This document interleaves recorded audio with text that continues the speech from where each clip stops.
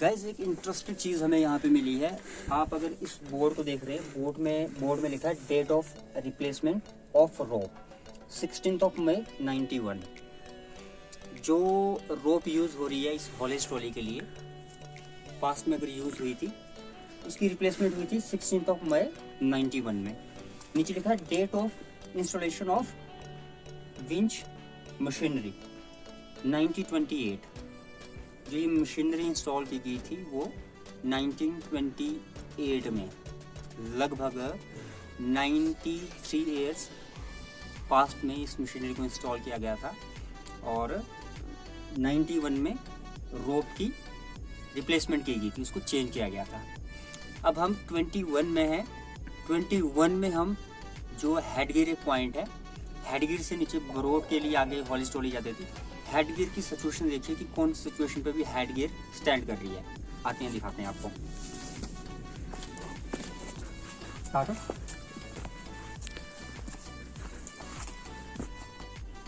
तो guys headgear में जो एक हॉलेज ट्रॉली है वो अभी भी अवेलेबल है।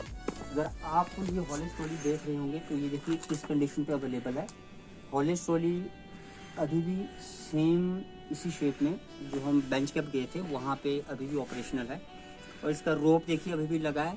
और जो ऑपरेशनल रूम है वो ऊपर है। एक्चुअल में हॉलेज ट्रॉली का जो मेन, अगर हम पायलट कहते हैं, वो इस रूम में बैठता है और हॉलेज ट्रॉली को ड्राइव करता है। तो ये हॉलेज ट्रॉली नीचे आपकी जाएगी कथेड़ू गांव में, वहाँ से आपकी एक और हॉलेज ट्रॉली ट्रांसफ़र होगी, शिफ्ट होगी, फिर वो जाएगी 0 पॉइंट बरोड तक। तो अभी इसकी कंडीशन वॉरियस कंडीशन पे आपको दिखेगी। ट्रैक अभी भी यहाँ का थोड़ा सा सेफ लग रहा है, दिख रहा है ट्रैक हमें, बट उसकी मेंटेनेंस नहीं है। बट ये अभी वॉरियस कंडीशन पे है, बिल्कुल ऑपरेशनल नहीं है। साथ में जो यहाँ पे मशीनरी थी वो भी वॉरियस कंडीशन पे है। यहाँ पे कोई अभी फिलहाल के लिए आपको पंजाब गवर्नमेंट का कोई भी एम्प्लॉय नहीं मिलेगा, लेकिन बेंच कम में अभी भी एम्प्लॉयज वहाँ पे अवेलेबल है टेक केयर करने के लिए। और वहाँ पे भी हॉलेज ट्रॉली फंक्शनल है। बट यहाँ की सिचुएशन की बात करें तो यहाँ की सिचुएशन उस लाइक नहीं है जो होनी चाहिए थी। ट्रांसफार्मर की कंडीशन वॉरियस्ट है, ट्रैक की कंडीशन वॉरियस्ट है। ट्रॉली ये म्यूजियम में लगाने के लिए है कि ये हाँ अंग्रेजों के टाइम की थी, बट अभी ये ऑपरेशनल नहीं हो सकती है। तो हेडगियर से हम नीचे चलेंगे अभी ब्रोट वैली की तरफ, और नीचे गांव आएगा कथेड़ू, वहाँ पे भी छोटा सा एक स्टेशन है। तो होपफुली कि हम आपको वहाँ पे भी ये चीज़ें दिखा सकें। तो चलिए चलते हैं गाइस। अभी हम देखिए इस वैली को खूनी घाटी के नाम से पहले जाना जाता था। जैसे हम अपने जो पूर्वज हैं वो इसको खूनी घाटी के नाम से जानते हैं। अब कोई रिटन में ऐसे हमारे पास कुछ ऐसी डॉक्यूमेंटेशन नहीं है कि खूनी घाटी इसका नाम क्यों पड़ा, बट जो पूर्वजों के व्यू हैं, कुछ टाइम पहले यहाँ पे एक एक्सीडेंट हुआ था इसी ट्रैक पे, जिसमें कुछ लोगों की जान गई थी। तब इस ट्रैक को खूनी घाटी के नाम से जाना जाता है। अब आप इस ट्रैक को देखेंगे तो ये बिल्कुल स्ट्रेट ट्रैक आपको दिखेगा, ऊपर तक देखिए। बीच में थोड़ी सी घास इसमें उग गई है तो अभी आपको क्लियर नहीं दिखेगा। पर जस्ट इमेजिन कीजिए कि हॉलेज ट्रॉली जब इस लाइन से इस एंगल में अगर नीचे आती हो तो आपको किस तरह का फील होगा। कई लोग तो इस ट्रैक को देख के मे बी डर जाएं। और नीचे की अगर हम बात करें तो नीचे देखिए ट्रैक नीचे इस पहाड़ी से होते हुए डायरेक्ट नीचे बरोट वैली जाएगा। अभी देखिए ट्रैक की कंडीशन यहाँ पे कुछ एक ऊपर से बेटर लग रही है। और मेंटेनेंस अगर इस ट्रैक की होती है तो होपफुली कि ये ट्रैक और फेबुलस और फेमस होगा। तो ये हॉलेज ट्रॉली का ट्रैक है और खूनी घाटी इस प्लेस का नेम है। हम मूव कर रहे हैं ब्रोट वैली की तरफ हेडगियर से, तो आगे दिखाते हैं कुछ और। अगर हमें कुछ नया दिखता है तो हम ज़रूर दिखाते हैं। बट एक बात मैं ज़रूर कहना चाहूँगा कि जो अंग्रेज़ों ने जो दिमाग लगाया था इसको बनाने के लिए, वो उनकी एक अमेजिंग प्लानिंग थी।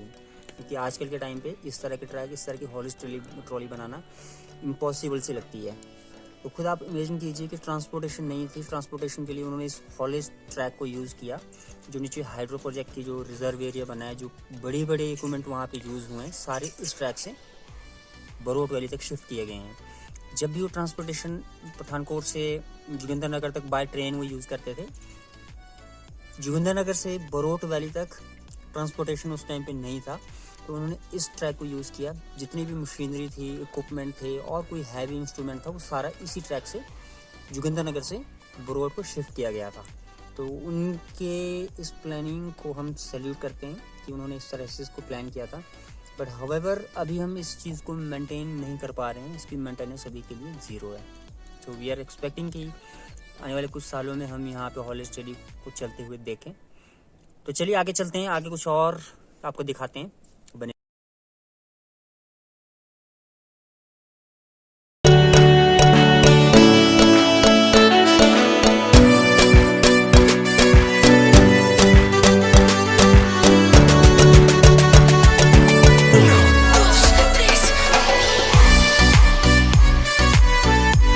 कैसा लगा ये प्लेस? मुझे तो बहुत अमेजिंग प्लेस लगा। राजगुंदा वैली हमने एक्सप्लोर की थी।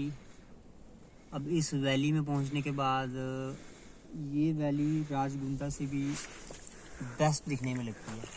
इसका रीज़न क्या है कि देखिए, आप सामने जो ऑपोजिट इस वैली के जो माउंटेन्स है या जो व्यू आपको दिख रहा है ना, वो आपको राजगुंदा वैली में देखने को नहीं मिलेगा। इस लोकेशन पे अगर आप कैंप करना चाहें तो कैंप बिल्कुल बेस्ट लोकेशन है। जब आप अर्ली मॉर्निंग उठोगे कैंप से बाहर और सामने जब ये माउंटेन्स का व्यू आप देखोगे तो यू फील अमेजिंग। तो कैंप के लिए ये बेस्ट प्लेस है। आप कभी भी यहाँ पे कैंप करने आए तो थोड़ी सी चीज़ों का ध्यान रखना पड़ेगा। पानी, क्योंकि वाटर रिसोर्सेज कम है, तो आप पानी को फाइंड कीजिए। नियर बाय एक यहाँ पे गाँव है कथैडू, तो वहाँ से आप पानी अरेंज कर सकते हैं। और इस प्लेस पे जब भी आएँ तो प्लीज़ आप नीट एंड क्लीन रखें।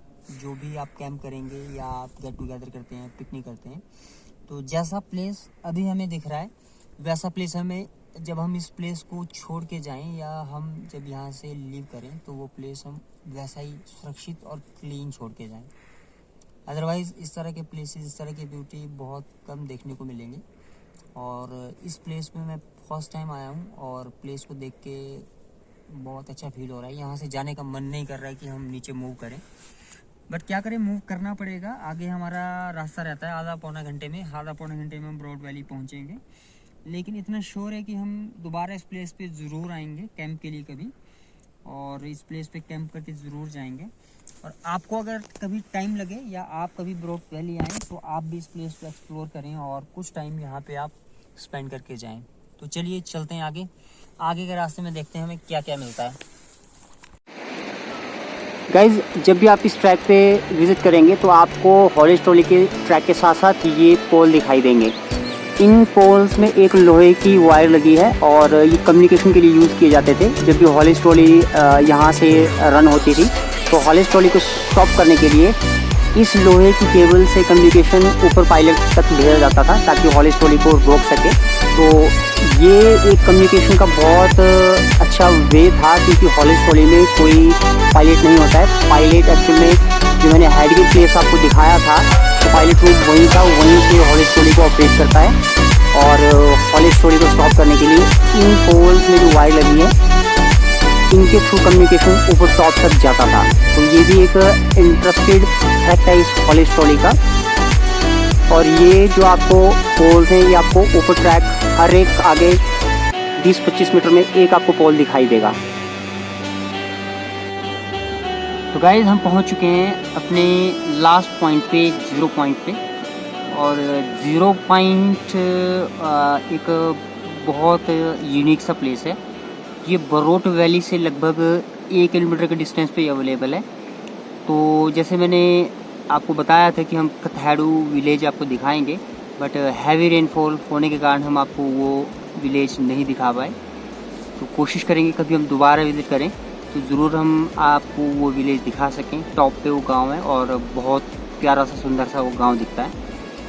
तो 0 पॉइंट जब भी आप विज़िट करेंगे तो सबसे पहले जो हॉलिस्ट ट्रॉली का ये जो लास्ट पॉइंट था, यहाँ तक हॉलिस्ट ट्रॉली पास्ट में ऑपरेशनल थी। तो जैसे हेडगियर से डायरेक्ट ट्रॉली यहाँ तक आती थी, यहाँ से फिर आगे एक और ट्रॉली थी जो कि हमारे जो नीचे रिज़र्व एरिया बना है, वाटर रिज़र्व एरिया, वहाँ तक ट्रांसपोर्टेशन का काम करती थी। बट अभी के लिए वो ट्रैक आपको नहीं दिखेगा, लेकिन ईजिली आप अपने व्हीकल से 0 पॉइंट तक आ सकते हैं। 0 पॉइंट बहुत स्लाइट यहाँ पे ट्रैफिक रहता है। अभी न्यू एक रोड यहाँ पे ऑपरेशनल हुआ है आगे मेयोट गांव के लिए। तो वो गांव 0 पॉइंट, वो अपना उन गांव को होने के लिए आपको 0 पॉइंट होके जाना पड़ता है।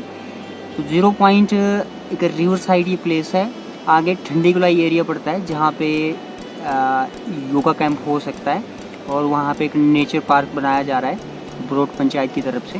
तो आप यहाँ पे मॉर्निंग वॉक के लिए या कभी आप पिकनिक अगर करना चाहें गेट टुगेदर अपनी फैमिली के साथ तो आ सकते हैं।